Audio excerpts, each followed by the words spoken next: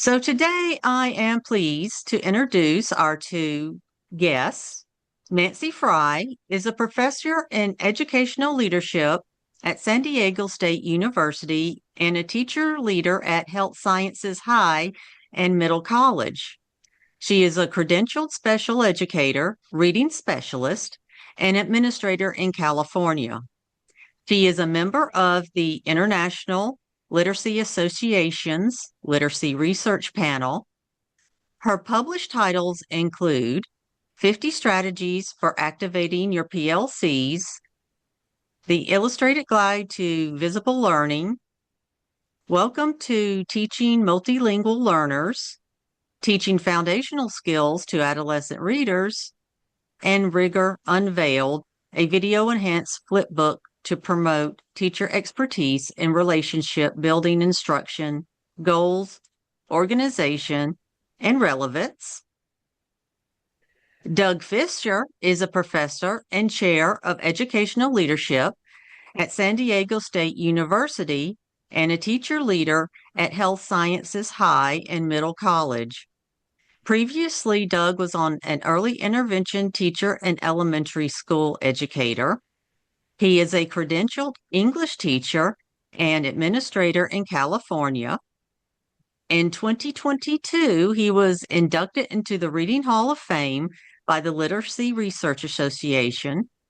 He has published numerous articles on reading, literacy, leadership, and curriculum design, as well as books such as the Teacher Clarity Playbook, Your Instruction to PLCs, The Illustrated Guide to Teacher Credibility, Instructional Strategies to Move Learning Forward, 50-plus tools that support gradual release of responsibility, welcome, and teaching.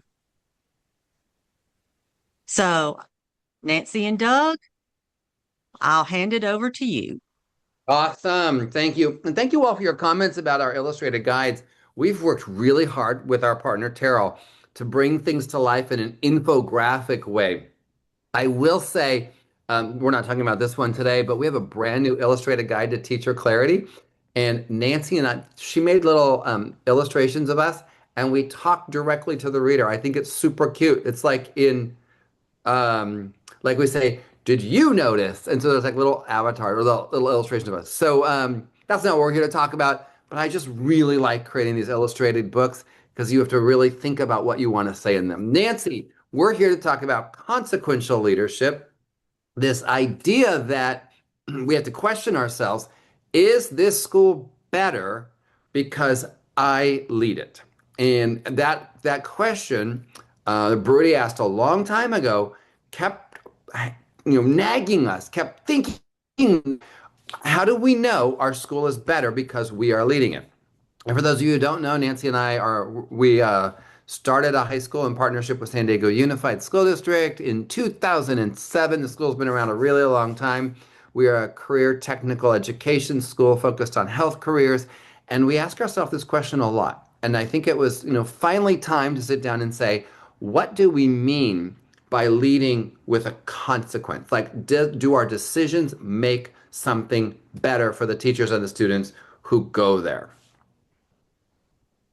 Well, and I think that word consequential rather, is such an important one. And I just put a prompt in the chat, and I'd love to hear from all of you, just in one sentence, what do you believe makes leadership consequential rather than just simply being visible or busy?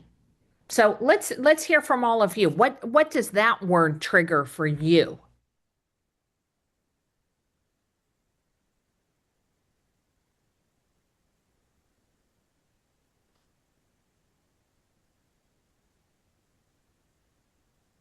Jane, thanks for getting us started, and impact, exactly. And Casey, I love that actions lead, and that those really interesting point, they can lead to good consequences or bad consequences, right? We have to ask ourselves, is it possible that I'm wrong? Yeah, and as Mark noted, the choices that you have have the possibility of making a measurable impact. I love that so many of you are talking about impact in particular, and Laurel, especially responsibility. And Umberto, thank you, that it's measurable, right? That we can see it, not just feel it, not just into it, but to actually feel it. So, along with John Hattie, and this is really drawn from the work around visible learning, we really spent some time kind of crafting what it is that we mean by consequential leadership. And so here's what we came up with. That in particular, it's about making intentional decisions and taking purposeful actions. I hope you're hearing some of your ideas in there already. Right. That create a positive, measurable improvement for teachers, for staff, for students, and that ensures the school is truly better because of the leader's influence. I love how there was such good synergy between the thoughts that many of you were having around what it means to be consequential in terms of leadership. So let's kind of talk about what is required in order to do so. What it requires, and I think this was one of my favorite things that John Hattie ever said to me in thinking about leadership, you have to regularly seek evidence that you might be wrong. Rather than just sort of centering in on, well, what are all the ways that I can collect information that tells me, yes, I was right all along, that we are truly also seeking evidence that we might be wrong about something. There's a real courage to being able to do that.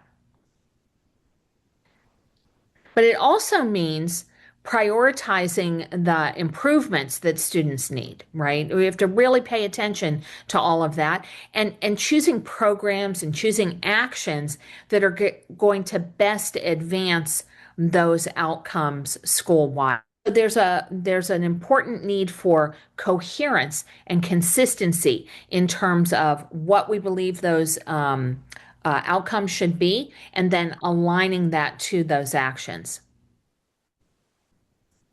And it also requires that we make hard decisions and have hard conversations. Leadership is not for cowards, that's for sure, right? Mm-hmm. And so, sometimes, as they say, the buck stops here. And sometimes we do have to make those decisions that aren't necessarily going to contribute to our overall popularity at the moment. And importantly, and again, this really just resonates with the definitions that you talked about as well, there's a relentless focus on impact. Always, always paying attention to what that impact is. And by the way, not only on student test scores, but in measures of impact around the impact that it has on students, on teachers, and on staff. And so the way that we organized this book is around 5 imperatives. And these imperatives really do come from that vast amount of literature. And we invite you to think about your school organization or your district organization as a living thing. And as a living thing, it needs to be tended to. It isn't static. You've got to be able to pay attention to the organism itself. And those 5 imperatives include the heart of the organization, right? What is it that happens at the heart, and what's the pulse of that organization? What are the eyes and ears of that organization? The voice of that organization, and the hands-on approaches that we're utilizing. Now, we're going to focus on 3 of those imperatives today. Especially around motivation and purpose and the collective, what it is that looks like. We'll move into how it is that we collect, analyze, and action the evidence, including the evidence that we might be wrong, and that we nudge, coach, and correct performance. And those imperatives are going to shape the rest of our time together today. All right. Thanks, Nancy, for the connection to the human body or a living system about how we've been thinking about this work of consequence. So I'm going to start off with motivation, purpose, and the collective, and how we think about our work as leaders in terms of how we motivate people, how we continue to support people, and build those collectives. There are lots of dimensions of emotion. We tend to think of intrinsic and extrinsic motivation, and we want to get to intrinsic motivation, where people are comfortable to take risks and seek out feedback and develop that commitment and that innovation. There's a whole body of research that Nancy and I have been deep diving into about risk taking, in positive risk taking. And some people call it academic risk taking. And it doesn't apply to children only. I mean, it applies to all of us and what allows us to put ourselves out there and try new things. And I think about this in terms of leaders and teachers. We tend to do things that are safe to us, that we already know. We are generally risk adverse when it comes to trying on new things. And as leaders, if teachers go to a professional learning, and they learn a new strategy, they don't want us in the room watching it the first time they do it, because it doesn't feel good to take that risk in front of people who might judge them. And so where's the safe practice part of this to build some of that intrinsic motivation to take a risk and try new things? We've been thinking a lot about the role of safe practice in terms of motivation versus more public practice. Like, when do we go and visit and watch for new techniques, strategies, evidence-based practices, etc. And we started playing around with this. John Hattie is working on this right now in this self, about people's well-being and their flourishing and their learning. And he's been talking more about what's the internal versus external focus. When are we preserving or avoidance? And when are we improvement or achievement driven? What does it look like with an external focus? What does it look like with an internal focus? And how do we move people to be more communicative, to be more growth seeking, to be improving themselves? So how do we support that growth as leaders?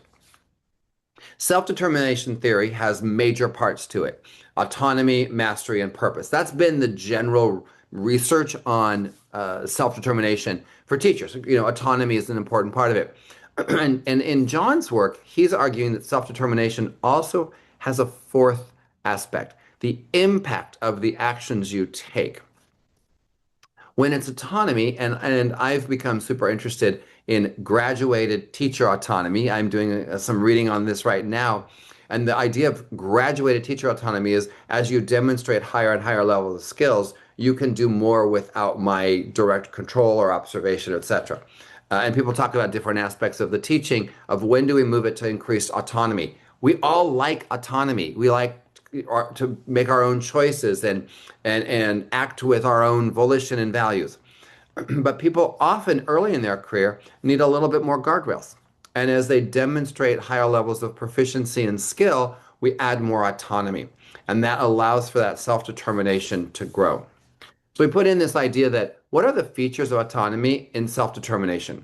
What signals what people might say or what they might think when they have autonomy, when they believe that autonomy and self-determination is an important part of their workplace.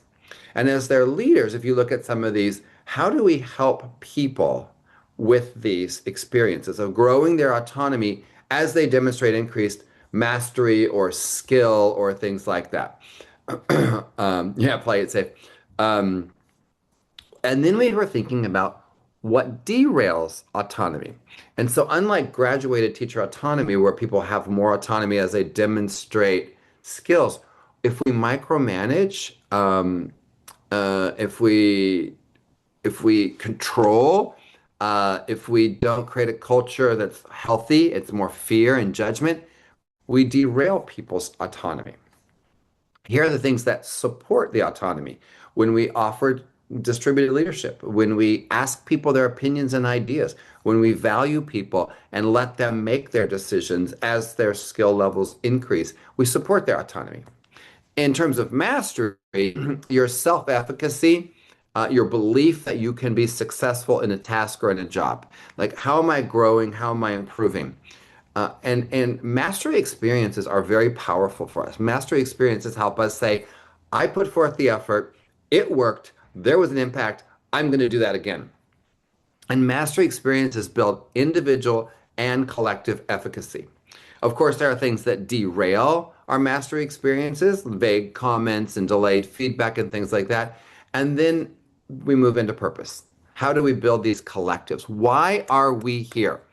Why are we together? And I've been doing a lot more work on this in terms of my own thinking and our work. It starts with collective responsibility. Does this group of teachers believe we are responsible for learning of students? And if you hear language like, how did your students do? Here's how my students did. Or those students, student disabilities or multilingual learners, we haven't got to collective responsibility yet. And that's the basis. When teams become collectively responsible, they have a chance of moving into collective efficacy. And that collective efficacy is goal-driven. We together are having an impact, and we attribute that impact to our collective, not our individuals. So yes, individual efficacy is important, autonomy, mastery, but so is the collective. But collective efficacy rests on collective responsibility. And then perhaps a new term. So if you've heard collective effervescence, you give me a thumbs up or something, some reaction. Collective effervescence is this joy, this enjoyment that comes from being part of a team with a shared purpose. And I think the highest level of our teacher teams is collective effervescence. I like to say they don't make dentist appointments to avoid their team meetings. They don't say like, it would be better to have my teeth drilled than sit with these colleagues. It builds to collective effervescence. If we don't build collective responsibility, we're not going to get to collective efficacy. And if we don't build collective efficacy, we're not going to get to collective effervescence, because people are going to say the time would have been better spent in my room by myself doing my thing, not with my colleagues. How do we share that joy and this collective, we can do this. We can make a difference in the lives of students. So I'm telling you all this because as you think about this collective, if you diagnose a team that needs work on collective responsibility, that's where you leverage. That's where you pull the levers of support.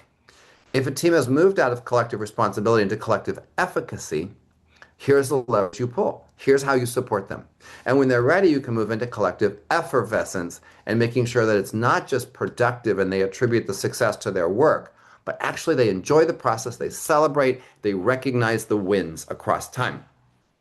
Of course, now we've built little tools. There's all these little guides about how do you know a team is at collective responsibility versus a team at collective efficacy. So how do you as a leader determine where each team on your campus is? By the way, it's also your admin team. Where each team is and where to next to build their purpose, the shared purpose that we have for education. In terms of the derailers, if we don't have a clear vision of where we go, overemphasis with no connection to the purpose, mismanagement or micromanaging, and how do we build those? What's super interesting, go back 1973, a long time ago, there's research on the difference between strong ties and weak ties. Strong ties are the teams that get work done. My grade level team, my department, my vertical team, that's a strong tie. They're deeply connected, ideally with collective effervescence. And those strong ties are very important in an organization. High trust, we interact with these people on a regular basis, and strong ties get the work done. But interestingly, weak ties increase employee satisfaction. Those more informal, hello, how's your weekend? What'd you do? Did you see this movie? All those weak ties and connections. This kid was talking about you and how much they loved you as a teacher. Those weak ties reinforce the collective. The strong ties get the work done inside the organization. Now, I didn't know much about this, and I'll give you a little insight into Nancy and I's world. Nancy loves talk radio. Doug does not like talk radio. And months ago, I had to, my car was in the shop and I had Nancy's car. So I got in the car to go somewhere and I had Nancy's car and talk radio came on because Nancy loves talk radio. And this person was talking about strong ties and weak ties, which I had never heard. It was a psychologist. I didn't know this research, and talking about the power of weak ties in satisfaction at work. So I have to admit, Nancy's talk radio helped me learn some things. And I started thinking about our organization. What could we do as leaders to reinforce the collective purpose using weak ties? Weak ties are these infrequent, casual relationships between colleagues that they interact with and collaborate with less frequently. Weak ties can reduce groupthink because strong, we start to get to know each other. It allows teachers to share their needs. It promotes vulnerability because I'm not going to get judged by my third grade team. It's super interesting. And we need both. Strong ties, stable, high-functioning teams, clarity, consistency. We also need weak ties to spread the innovations and understand the systems and connections, etc. So we started playing with what can we do to build the weak ties? Because we know how to build the strong ties, but we were not paying enough attention, I believe, to the weak ties for these diverse perspectives. And so here's what we started doing to build the collective purpose. During professional learning events, we intentionally mix up people. Now, during their professional learning community time, they're with their strong ties. But in their professional learning sessions, we now have seating charts for grown-ups. I know that sounds weird. Tell people, you're going to sit here today, you're going to sit here today, so that we can force these weak tie conversations. And I'll tell you in the beginning, people were not comfortable. I want to sit with my friends. I want to sit in the back. They all have their routines. We had to create casual connection spaces. We have a little place called Hallway TLC, and people can go check in with each other and go visit, and they know people are hanging out in that hallway area on these couches to have these casual connections. And we created World Cafe events for cross-team collaboration. So teams would go meet with other teams about what they were doing and where their successes were. Building more connections and rituals, celebrating things, and encouraging people and modeling for people to go to connect with other colleagues on campus. And so this weak ties work is designed to create more cohesion, more connection, and more satisfaction in our employees. So I'm interested if any of you have thought about these weak ties. Talk radio means NPR. um, I'm wondering about these weak ties, and are you making any connections with them? Have you been introduced to this and I'm just late in this conversation? What do you do to form these informal, infrequent connections that contribute to the satisfaction that people find at work? So I would love to see some chats. And so thank you, Nancy, for the prompt in there. What structures in your school encourage those weak ties? So I'm going to pause there and let the chat kind of go for a bit and blow up.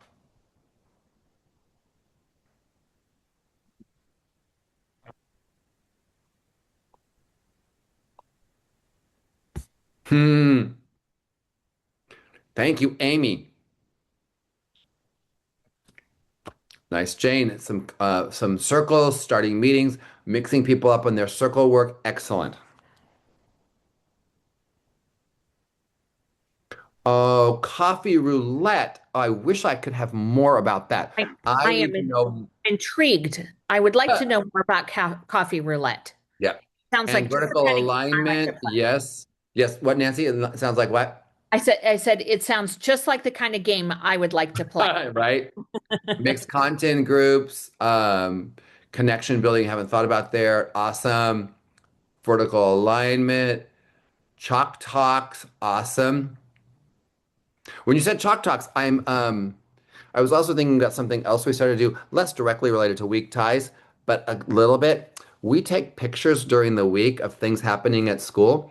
And then during the first 5 minutes of staff meeting, we show the picture and we call it, sorry, claim it, name it. And the person says, that's my classroom. Here's what was happening in the learning at that time. And so it's super interesting because people are like, oh, that sounds great. Oh, that sounds great. And it forces me, they claim it and then they name it, what was happening. That has helped generate the conversation and get us to focus on teaching and learning at the beginning of staff meetings. So there's another idea that you have.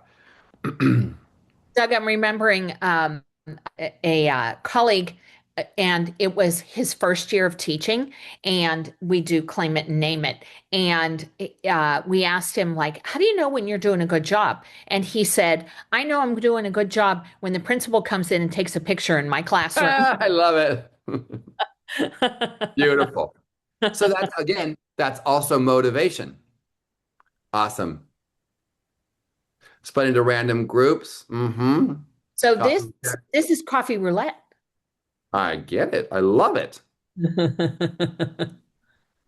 All right. So I hope Weak Ties is intriguing for you. And I love how many of you are making connections to things you already do. And now you have a label for it. So now you have a concept attached to a label. I am going to build more weak ties. I'm going to make sure there's more autonomy to build my leadership out in our organization. So let's talk about another important part of this living organism, which is the school organization, and that is consequential leadership, requiring that people become the eyes and the ears of the organization as well. One of the advantages that that formal leaders have at their disposal is the possibility of being able to be much like a honeybee, where you are pollinating great ideas and things that are happening around the school. You're able to carry them forward as well. And it's really important to note, as we're paying attention to what it is that we want to be able to do, that we understand what the central question is. And that central question, and this is, I think for me, one of my favorite reminders that Doug challenges us with on a regular basis: what is the problem we're trying to solve? You know, Doug and I are both at a conference right now in Monterey, and there are about a bajillion good ideas that are floating around right now. And one of the things that we all have to kind of stay focused on, put some guardrails up about, is moving into action too quickly without giving consideration to what the problem is that we're trying to solve. And the problem that we're trying to solve is not some new whiz-bang curriculum or process or platform or anything like that, but really focusing in what is possible around a problem that we are noticing, and to have that begin to direct where it is that we want to go in terms of our data collection, in terms of our analysis, in terms of the actions that we take. Now, the challenge, of course, is to remember to look beyond achievement data. There unfortunately is a narrative that's out there that the one and only thing that matters is what the test scores are on the state exams or the province exams, and so on. And that certainly is important to be able to pay attention to that, but it's only one slice. It's only one slice. And if you fail to be able to collect information on things like climate, what is the school climate like for not only for students, but for staff? I read a great study that was done by Matthew Kraft that's just recently been released about the impact of school climate on teachers who've been identified as being very strong teachers. And when the school climate is problematic, their ability to be effective also goes down as well. In other words, teachers are not just great teachers in isolation. They are great teachers in a context. And you've got to pay attention to what those daily interactions are and so on, because there's evidence all over the building. And it certainly isn't only in those state test scores. It's really staying focused in, especially on why it is that we're collecting that data, because it isn't to collect the data. There's data everywhere. It isn't to do that. It's to be responsive, to really be able to take action. And so, a question that I'll post to you in the chat as we talk about this is, what data do you rely on the most? What are you paying close attention to as well?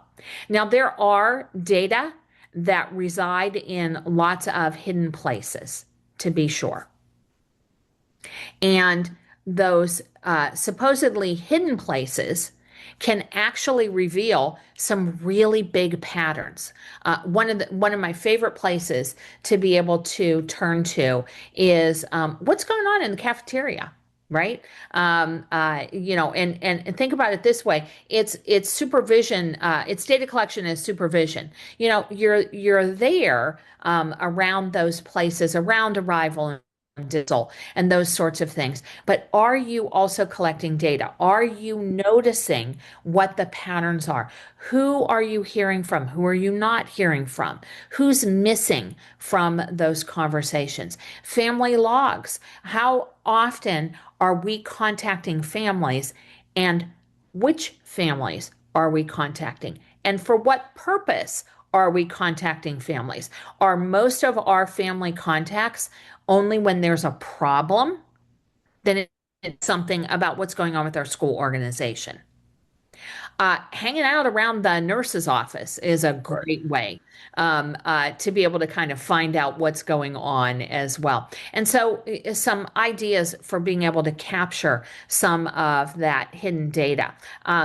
Doing 5-minute observations in underutilized spaces. These are time samples. For 5 minutes, I'm going to pay attention to how many students talk to one another in the hallway during passing period in this particular corner, right? It's a time sample. Or using some of those short surveys. And by the way, enlisting students as ambassadors to help document what those peer experiences are like, and pairing up some of that observational data that are collected with other qualitative data so that you can triangulate what those findings are. Now, to be sure, different types of data tell different types of stories. You can't just rely on one kind of data in order to do so. Are we paying attention, for example, to the processes that are happening? Are we paying attention to implementation? Are we paying attention especially to what those experiences are? Because each of those kinds of data tell us or answer a different kind of question. Let's take a look at what some of those are. Some of the data that we collect should be performance data. How are students and staff performing? To be sure, but we also must pay attention to implementation evidence. How well are the strategies being carried out? We're investing, for example, in a lot of professional learning around a particular initiative, but are we paying attention to how those strategies are actually rolling out, how they're being manifested? And are we paying attention to how people are experiencing school, whether it's families, whether it's students, whether they are the adults in the school? We've got to pay attention to all of those. And different data sources help us to answer different kinds of questions. So one of the things that we can do is model our own curiosity. Let's find out about all of that. Let's model how it is that we ask questions. Why is that so? When somebody comes to us and they say, here's something I'm concerned about, to move it back into that space of saying, well, why do you believe that that is so? Being able to look at data and ask, so what? Maybe data, there's some data that tell us things, but so what? Why is it important? Also, to understand and normalize that there is imperfect data. I was meeting with a team yesterday morning, and they noted that for this particular young person, that the development of a behavior intervention plan was really being compromised because of the students' frequent absences. And one of the things that I said is, do you understand that the absences are in and of themselves a part of that data? And sharing what it is that you notice along the way. Now, I think that there are some challenges as well to what it is that we do, and what is the difference between assessing data and assessing learning rather, and monitoring learning. And it's the role primarily of teachers in order to be able to assess what that learning is so that they can make those immediate decisions, those instructional adjustments, how it is that we use information in informative kinds of ways to make those decisions. But what leaders have to do is leaders have to monitor the learning. In other words, ensuring that there is consistency, making sure that there is support, as well as aligning it with those student goals. And I've been thinking a lot more about this, and I've had some experience with this, like for leaders. How do you expect teachers to assess learning? What are the range of things that teachers in your school do to assess learning? Are there short cycle, medium cycle? What kinds of things do you do? And I have them make a list, and what kinds of things do you see? What would you like to see, etc. Then I hold up the mirror. If that's how teachers assess learning, how do you monitor learning? What's the difference between assessing and monitoring? And so when I started thinking about this, there are things that we should consider that assessing learning, usually in a single lesson, led by teachers, it's about formative, informs next steps. But monitoring learning is looking for patterns in the classroom, led by leaders. It's ongoing and systematic. Assessment, assessing learning improves instruction. Monitoring can improve the system. So I've been playing around with this, and I'm having people, so you might take this back to your organization, your leadership team, or a group of administrators, and have them on sticky notes, right? Here is one way I assess learning. Here's another, or sorry, monitor learning. Here's another way I monitor learning. Here's another way. And I have them do one idea for monitoring learning per sticky note, individually by themselves. So in the chat, you might say, what are the ways that you think about monitoring learning? Someone will usually say, I go on classroom walkthroughs. And that is probably a good way to monitor learning. But what do you look for when you go in the classroom? Because you could look for things that had nothing to do with learning. And when I have people, sometimes they write, classroom observations. That's not specific enough to monitor learning for me. What do you look for when you go to the classroom? And sometimes when people reread their list, they're actually monitoring teaching, not learning. And there's a difference between monitoring the teaching that's occurring and the learning that's occurring. So after I have them make all these sticky notes, we do list, group, label. You've made a list. Now with your table or your group, put them in categories. What are the groups you would say? Oh, look at all these relate to professional learning communities, or all these relate to using assessment data, like progress monitoring data. Then we create labels for those. I believe that we should have on our job description as leaders that we monitor learning. That is part of our role. And every time I've done this 4 or 5 times, because it's new in my thinking, it's vague and really hard for people. It was hard for us at our school to say, we're not the teacher collecting the exit slip, giving the quiz, watching thumbs up, thumbs down, whatever it is. That's not our job. That's the teacher's job to assess learning. How do you think about our job in terms of monitoring learning? And how do we help teachers improve their assessment while we're doing monitoring? So list, group, label has been a really interesting strategy for people to create categories, create descriptions. How do we decide that we are going to monitor learning as leaders? Because as we said in the very beginning of this, consequential leadership is about having an impact. And that impact has to be on learning, climate and culture, and well-being. All right, so one more that we're going to talk about is about the voice of consequential leadership, about nudging, coaching, and correcting performance. How do we nudge people? How do we coach people? And then when something is unethical or illegal, how do we correct that performance? And I do believe when we don't have this dichotomy or this model, we might try to coach when it's a performance correction needed. When it's a correction, we're not in a coaching model. It's broke the law, it's unethical, it violates the evidence base. It's a correction, not a coaching situation.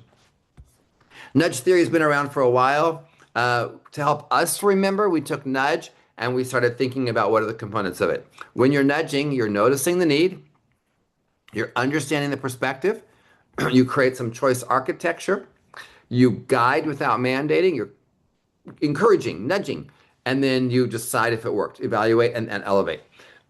Nudge provides a roadmap that promotes trust and autonomy. And we can't just dictate and tell people what they need to do. So nudge is one theory that helps us move actions forward in a classroom. It's one model that helps us take teachers to their next logical level. Another framework we have is around coaching. So we think of short cycle coaching under these terms. Every time we go to coach a teacher. Now, full cycle coaching, if you come to the session Nancy and I are doing on this, full cycle coaching is the formal observation, the formal pre-observation meeting, the post-observation. For most teachers, when their principal or vice principal does full cycle coaching, it feels like evaluation. So we've moved away from leaders doing that full formal coaching model to these more short cycle, what we use the COACH acronym. Every time you make a connection with that teacher, we're making a connection, I'm checking in with you. I share my observation data in a non-judgmental, non-evaluative way. I ask questions to get the person talking. As John Hattie has said for years, how teachers think is more important than what you see them do. And it took me a while to get to this because I care a lot about this. I'm enough of a behaviorist to say what I see you do is important to me. However, if I'm trying to shape that behavior, understanding why I'm seeing it, how they think about their teaching is super important. I can get compliance, at least temporary compliance, but I can't get commitment to change if I don't understand the thinking that caused it. So asking questions to unearth, to mediate are super important. And then collaborating, like I'm not telling you what to do, but we're working together to see what we can improve. And then one of the gaps in the coaching work is where's the accountability for actual follow through and implementation? Not, I'm going to write you up because you didn't do it. I'm going to get you in trouble, whatever. But how do we have this accountability in coaching? So I put some slides in around the different aspects of this. What's the connection you're going to make every time you sit down in a coaching conversation? And I put some examples in here. How do you connect with that teacher every single time? How do you provide observational evidence without judgment, without value? Not saying I liked the way, I didn't like the way, etc. How do you ask questions to get people thinking, to guide their reflections, to understand why you saw what you saw? How do you then collaborate to help shape where you want to go, but not dictate or mandate it? How do you say, oh, that's an interesting idea? For example, I was working with a teacher who was trying to increase student talk in the classroom. I was interested in increasing wait time, but I didn't say that yet. And the teacher said, you know what? I don't think I ask good enough questions to get students to talk to each other. I want to work on my questioning. I can live with that. I can live with that. And if we get to wait time later, great. But that was a collaboration. Like, that's a good way. Like, I can help you with that. You can reflect on it. You can go see other people and get better at that. And then lastly, holding accountable. Not punishment, but being clear. Like, 2 weeks from now, we're going to revisit this conversation. If we don't have enough short cycle coaching, we don't have time to come back and see the follow through and celebrate the growth. So we have nudge, the little moves, and then we have coaching a little bit bigger. And then sometimes, unfortunately, there are things that go wrong that are just illegal, violate the research evidence, and that's where we have to move to the correct model. And the correct aspect of it is absolutely essential. As Doug noted, what consequential leaders have are a number of different tools in their toolbox that they can use. That sometimes it's a nudge. At other times, it's that short cycle coach. And sometimes, being a consequential leader, it really is that correct model. So we've laid that out for you on the slide, and we'll talk about each one of those aspects in more detail. And we're going to start with clarifying by stating what that purpose is, making those expectations clear. So, for example, saying, I want to talk about the teacher's policy, the district's policy on student supervision, which states that students should not be left unattended during instructional time. I've observed a few instances where that wasn't happening, and I'd like to talk this through with you. Making what those expectations are very clear from the beginning when you need to move into correct mode begins and sets off that conversation in a strong and clear kind of a way. Now, the next part of it is to outline. And it's important to outline the issue. I think about journalism classes that I took as an undergraduate, and they said, don't bury the lead. That's always the rule in journalism. Don't bury the lead. Man, you got to get to it right away, not dancing around what that is, clarify, and now we're going to outline. On Monday and Tuesday, you weren't at your classroom door during lesson period, and you weren't able to greet students and monitor the hallway near your room, right? Being able to put it out there, here's what it is that I saw, is an essential step in that. Now, that next feature is around relating. Sorry. And the purpose around relating is to relate the infraction to its broader impact. Once students are left without supervision, not only does it compromise their safety, but it also exposes you and the school to liability. We have a duty to protect every student every minute of the day. Again, being very clear and very focused on what it is that's happening. And so what's required? Making sure that it's direct and it's a non-negotiable next step. Effective immediately, you're required to be present at your classroom door, greeting students as they enter. This expectation is not optional.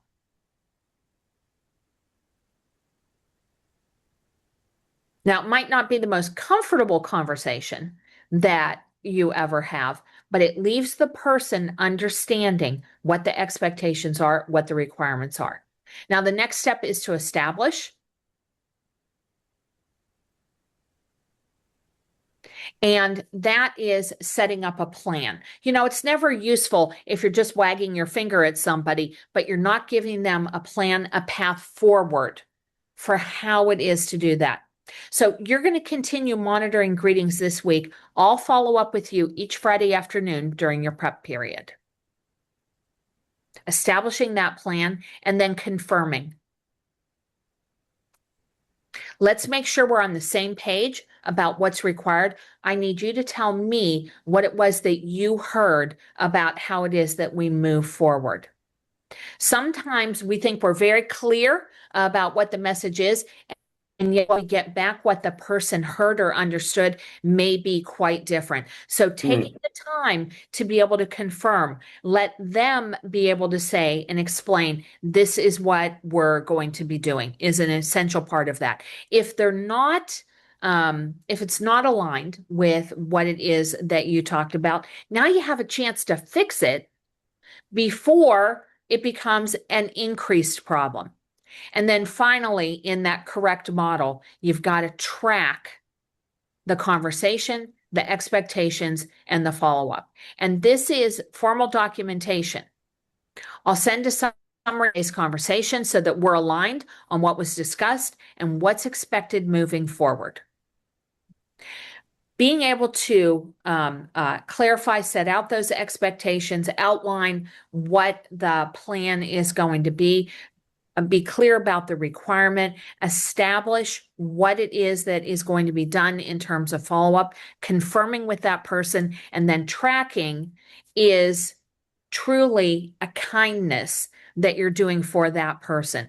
As Brene Brown and others have said, clear is kind, unclear is un. And when there's a problem, being unclear is not going to result and deliver the results that you're looking for. Nancy, I was thinking about this as you were talking, and I didn't often enough. When I move into a correct conversation, I have to take notes because I will veer off. I am pretty good at a coach conversation. I know, connection, here's my observation. Because I don't do this as frequently, I take notes. Like, here's my C. I go through it and I go in the order you just presented it. I literally follow the correct, like that acronym, and I have my notes because I don't want to mess it up. I also don't want to start negotiating. Well, it's not that bad. It helps me go through this. Yes, Lily, we're good to have it planned out before you go in the conversation. That's what I do. I take notes and I have those notes with me so that I have a stronger conversation. Absolutely. And so it's important to note as well, we've been talking about consequential leadership. As we're coming to a close in our time together, it's important to also understand that consequential leaders are not in the game of replicating themselves, right? Our purpose is not to create a whole bunch of mini-me's, right? But rather that we're able to use our voice in order to be able to help educators strengthen their impact both individually and collectively. And so our final question for you today is, where next on your leadership journey? We hope that we've sparked up some ideas, some thoughts. We've tried to weave into the chat a number of perhaps reflective leadership questions for you to consider as well. And thank you so much for joining us today. I'm going to turn this back over to Melissa because I know she's got some important messages and a couple of books to give away. Okay, then. Thank you again to our presenters and, of course, to everyone who has attended today. And be sure to go to corwin.com/webinars and sign up for the next one on March 2nd when we will see our wonderful presenters again. So thank you, everybody, and have a wonderful evening. Thank you, everyone. Thank you, everybody.